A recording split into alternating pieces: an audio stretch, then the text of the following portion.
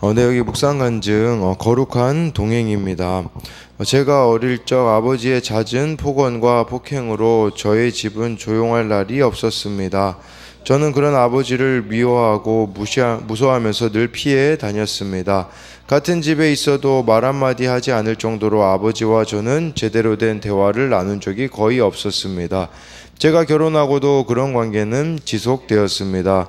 그런데 몇 년 전 저는 사업과 주식 투자 실패로 많은 돈을 잃게 되었습니다. 절박한 상황이 되자 저는 자존심을 버리고 아버지에게 도움을 청하는 편지를 썼습니다. 이후 아버지의 제안으로 아버지의 운전기사로 일하게 되었습니다. 처음에는 좁은 차 안에서 아버지와 같이 있는 게 너무 불편해서 참기가 힘들었습니다.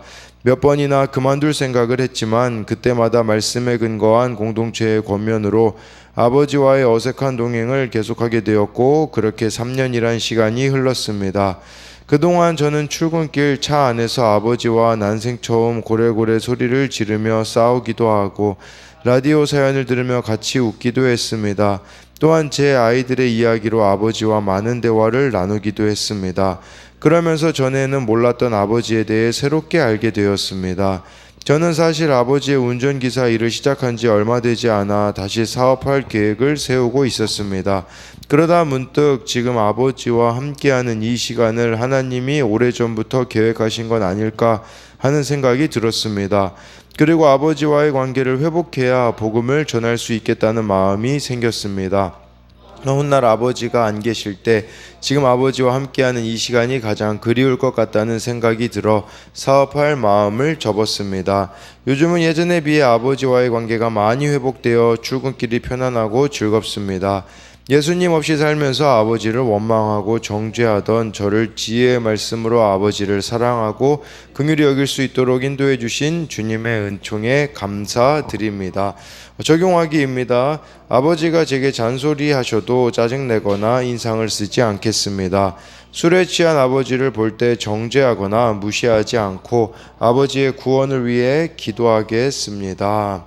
네, 여기 이렇게 나와 있듯이 저는 사업과 주식 투자 실패로 많은 돈을 잃게 되었습니다 라고 해서 네, 이렇게 정말 망하는 사건이 온 거죠. 그랬을 때 이제 아버지에게 편지를 쓰고 아버지 운전기사로 이렇게 있었었는데 중간에 또 사업을 이렇게 다시 시작하려고 하지만 이것도 이게 하나님이 오래전부터 계획하신 게 아닐까라는 생각이 들어서 지금도 이렇게 아버지와 함께하고 있다고 하는데 그것이 오히려 또 이렇게 아버지와의 관계에 회복이 되는 기회가 되었다라고 하면서 공동체의 권면으로 되었다. 이제 말씀의 근거한 공동체의 권면으로 되었다. 이런 부분을 보면서 우리도 참 먼저 이렇게 말씀으로 지혜를 얻고 그것으로 또 권면을 할 때 이렇게 회복이 일어나는 일들이 우리 공동체에도 또 일어나기를 소망합니다.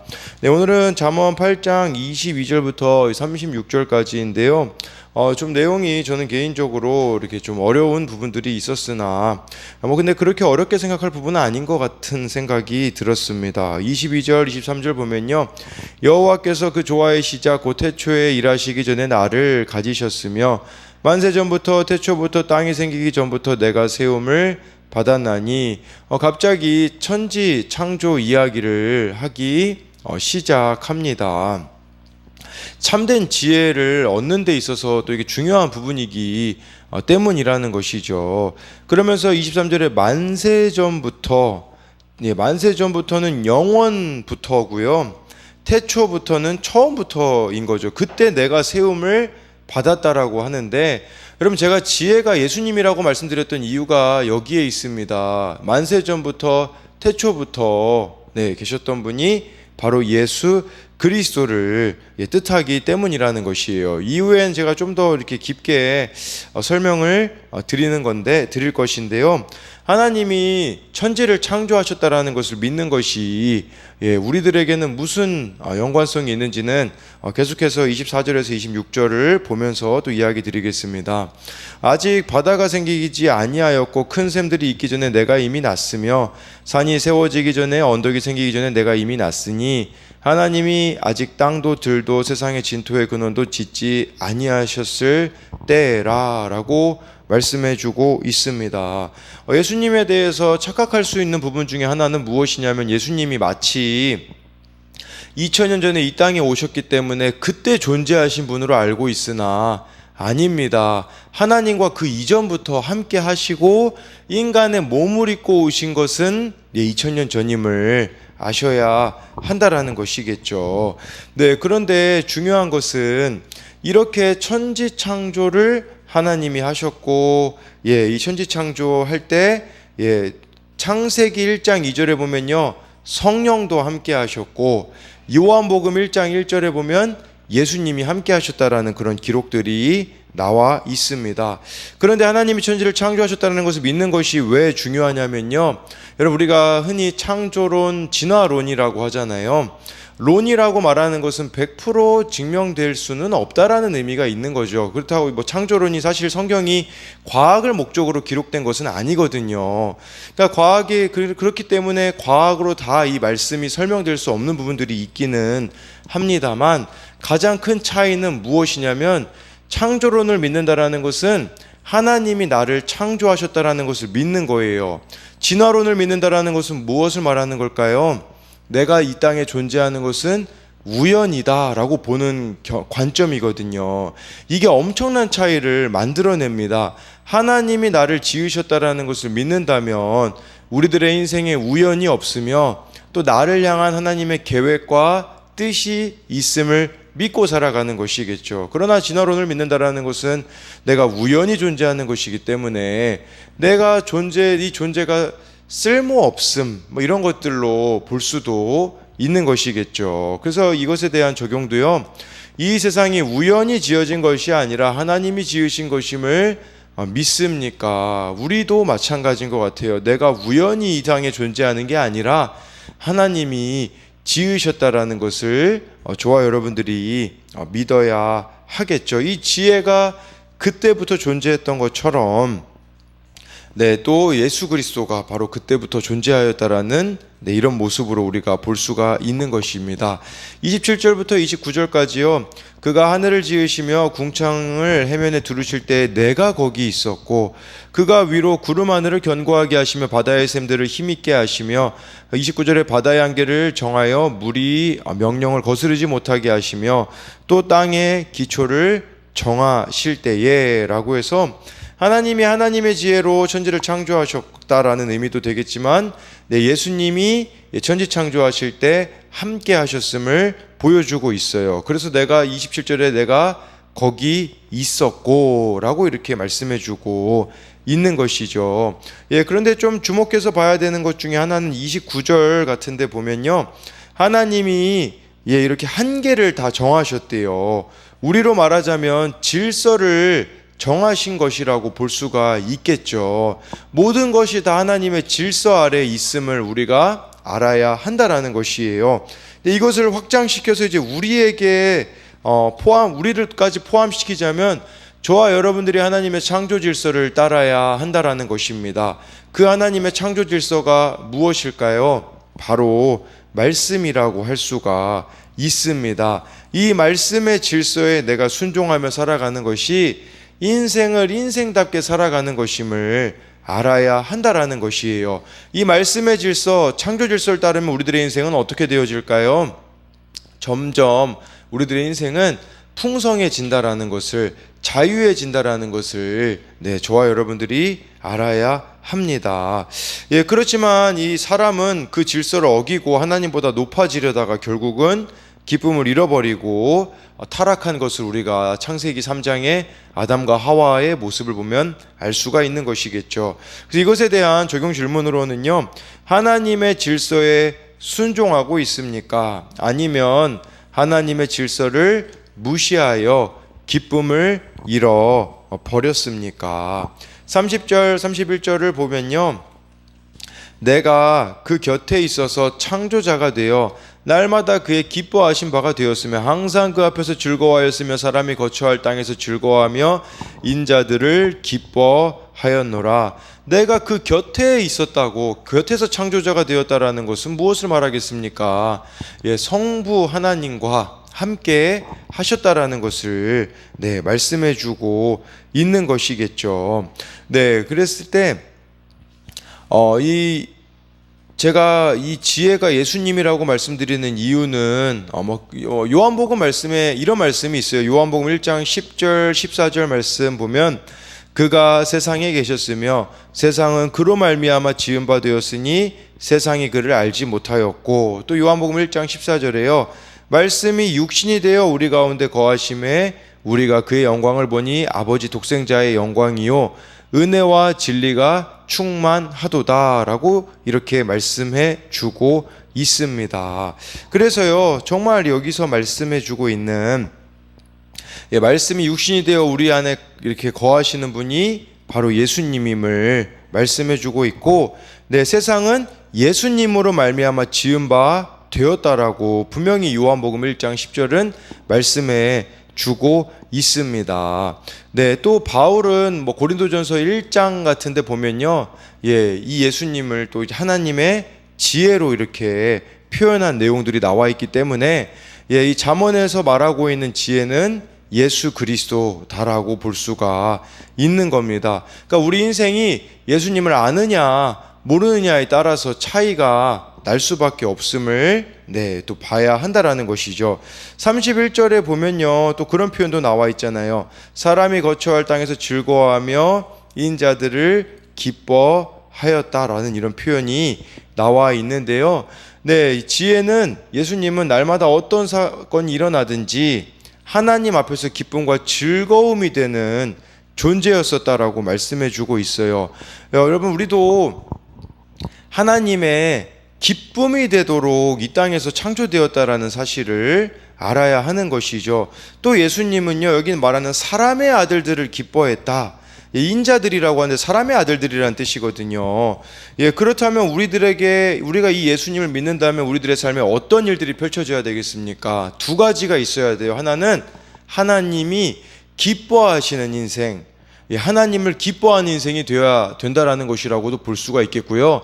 또 한 가지는 인자들을 기뻐하는 것, 사람들을 사랑하고 기뻐하는 이 역할들을 우리가 감당해야 된다라는 것을 이 말씀을 통해서 알 수가 있는 것이죠. 그러니까 하나님의 기쁨이 되는 것이 사람의 본래 존재 자리라는 것을 알아야 합니다. 근데 내가 내 존재를 기뻐하지 않게 된 것은 무엇 때문입니까? 죄의 결과 때문이라는 것입니다.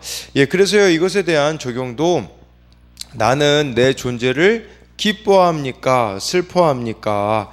그 이유는 무엇입니까? 정말 우리 존재를 기뻐할 수 있는 비결은 예수님을 믿는 것임을 알아야 합니다.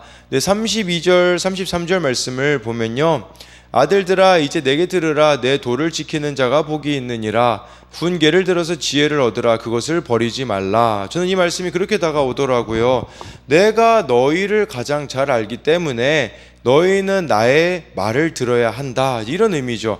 아니, 하나님이 창조자이신데 그분의 말씀을 듣는 게 손해겠습니까? 당연히 손해가 아니라는 것을 우리는 알아야 하는 것이겠죠. 그리고 이 말씀을 보면요, 들으라가 이렇게 이제 내게 들으라 라고 말씀해 주고 있는 겁니다.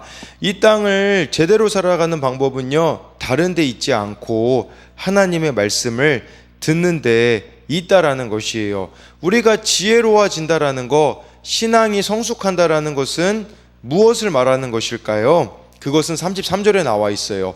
훈계를 들어서 지혜를 얻으라. 훈계를 듣고 무시하지 않는 게 지혜롭게 되는 것이에요.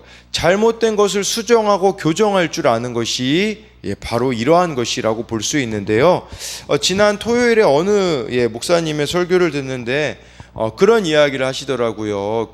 우리로 말하자면 구역장이죠. 거기서 목자라고 하는데, 목자들을 이렇게 양육을 하고 또 이렇게 훈계를 때로는 한대요. 권면이죠. 그랬을 때 갑자기 받아들이지 않는 이런 목자가 있다고 하더라고요. 그러면서 그 목사님이 그런 표현을 하시더라고요.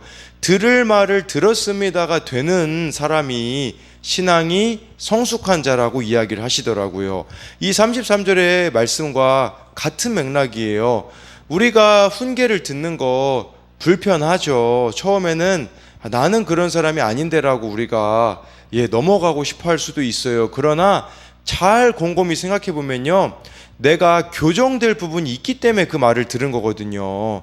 그렇기 때문에 우리가 훈계를 들어서 이렇게 지혜를 얻는 것이 우리의 이 신앙이 성숙해질 수 있는 기회라는 것을 저와 여러분들이 알아야 한다라는 것입니다. 그래서 이 32, 33절에 대한 적용도요, 힘든 사람과 사건 가운데 주님이 내게 지속적으로 말씀하시는 훈계는 무엇입니까? 그 훈계를 듣고 지키고 있습니까? 무시하며 버리고 있습니까? 지혜를 얻기 위해 오늘 내가 들어야 할 훈계는 무엇입니까? 네, 오늘 이 말씀의 훈계, 내가 무엇을 들어야 되는지를 우리가 또 알아야 합니다. 34절부터 이제 36절까지를 보면요, 누구든지 내게 들으며 날마다 내 문 곁에서 기다리며 문설주 옆에서 기다리는 자는 복이 있나니 대저 나를 얻는 자는 생명을 얻고 여호와께 은총을 얻을 것임이니라. 그러나 나를 잃는 자는 자기 영혼을 해하는 자라. 나를 미워하는 자는 사망을 사랑하느니라 라고 말씀해 주고 있어요. 누구든지 내게 들으며, 말씀이 곧 예수님이거든요. 누구든지 내게 들으며 내 문 곁에서 기다리며 문설주 옆에 기다리는 자가 복이 있다고 말하는데요, 이런 자들이 여기 복이 있다, 이 복이 있다라는 말이요, 원어로 보면요 행복하다라는 뜻이에요. 진짜 인생의 행복은요 말씀을 듣는 데 있어요. 말씀을 사랑하는 데 있어요. 말씀 사랑이 곧 예수님 사랑이잖아요. 그런데 여기서 중요한 것은 이런 표현들 있잖아요. 내 문 곁에서 기다리고, 이거를 좀 이렇게 바꿔서 번역할 수 있어요. 내 문 곁에서 기다리고 날마다 현관 내 문기둥을 지키는 자는 행복하다. 어떤 자일까요? 이것은요, 마치 사랑에 빠진 연인이 사랑하는 자 집 문 앞에서 날마다 지켜 서 있는 모습하고 같은 거죠. 그러니까 집착에 가까울 정도로 사랑하는 걸 말하는 거거든요. 뭐 집착하라는 말은 아니고요. 그렇게 말씀을 집착하듯이 사랑하는 자들에게는요 행복이 주어진다라고 34절은 말씀해주고 있어요. 왜냐하면 이 35절 우리나라 말씀에 빠져 있는데 왜냐하면이 있어요. 왜냐하면 나를 찾는 자는 생명을 얻고 하나님의 은혜를 받기 때문이라는 것이에요. 그러니까 우리가 이 말씀대로 살아가고 말씀으로 공급받으면 생명이 주어지죠. 은혜가 주어지기 때문에 정말 이렇게 살아갈 힘을 얻을 수가 있다라는 것이에요. 그렇지만 이 36절에 나를 잃는 자는, 예수님을 믿지 않으면 어떻게 되겠습니까? 자기 영혼을 해하는 자가 된대요. 자기 영혼을 해한다라는 게 무슨 말이겠습니까?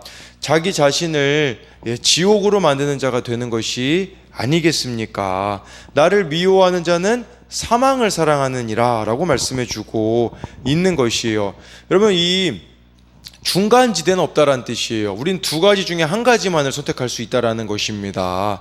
생명이신 예수님을 선택할 것인가, 사망을 선택할 것인가, 이 두 가지밖에 없는데, 정말 말씀을 사랑하지 않는다면 결국 그것은 우리를 사망으로 이끌어갈 수밖에 없음을 알아야 합니다. 저와 여러분들이 예수님을 믿는지 안 믿는지를 어떻게 알 수 있냐면요, 정말 이 말씀을 믿는지 안 믿는지를 보면 알 수 있습니다. 스님들 중에서도요 성경을 읽으시는 분들이 있대요. 그런데 그분들에게는요 전혀 말씀이 깨달아지지가 않는다고 하더라고요. 그냥 어느 책 읽듯이 읽는 거거든요. 근데 저와 여러분들이 예수님을 정말 믿잖아요. 그러면 이 말씀이 깨달아지고 우리들에게 그때그때마다 와닿게 되어지는 것은 저와 여러분들이 예수님을 믿는 데서 이 말씀의 깨달음이 시작된다라는 것을 아심으로 늘 이 말씀을 깨닫고 생명의 길을 선택하는 저와 여러분들이 되었으면 좋겠습니다. 마지막으로 이것에 대한 적용 질문으로는요, 요즘 내가 간절히 바라며 기다리는 것은 무엇입니까? 하나님의 집인 교회 안에서 말씀을 사모하며 기다리고 있습니까? 말씀과 공동체의 훈계를 영생과 은총을 얻는 지혜로 여기며 순종하고 있습니까? 라고 해서 정말 생명과 사망의 길에서 생명의 길을 선택하며 오늘도 하나님의 말씀이 내게 들려짐으로 아까 34절 말씀처럼요 행복한 또 하루가 되는 저와 여러분들이 되기를 소망합니다.